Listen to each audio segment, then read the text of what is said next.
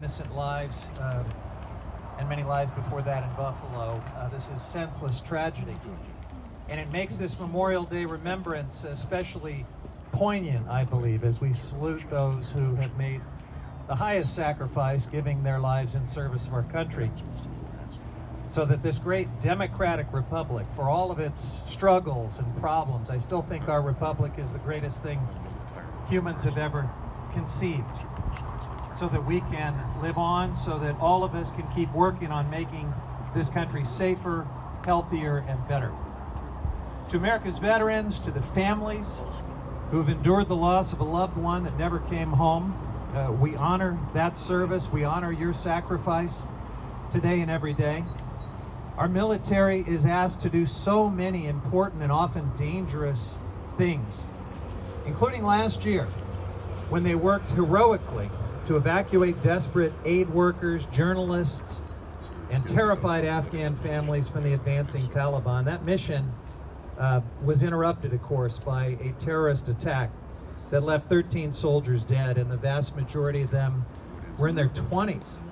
These were young people who were too young to remember September 11th, 2001, but they volunteered to serve our country anyway. We remember them today, and so many others, because those kind of sacrifices have always been part of the evolving American story, from the jungles of Vietnam to the hills of Korea. And today, European security is once again threatened by a war of aggression and conquest and genocide.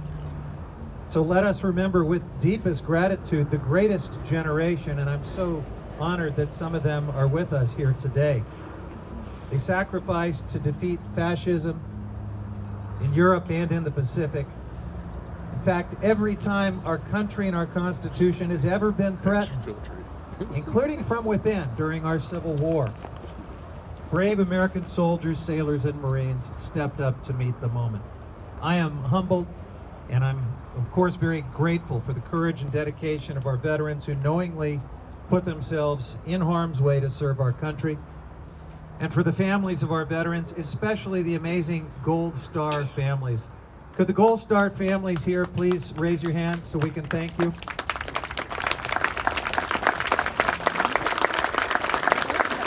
Your strength and resilience are just amazing.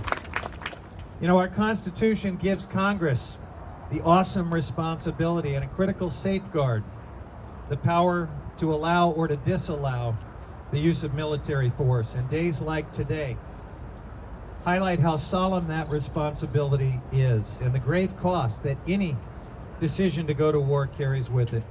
Please know that I will never take that decision lightly. So to everyone participating in this ceremony today, thank you. Thank you for honoring the memory of our fallen veterans with words and actions.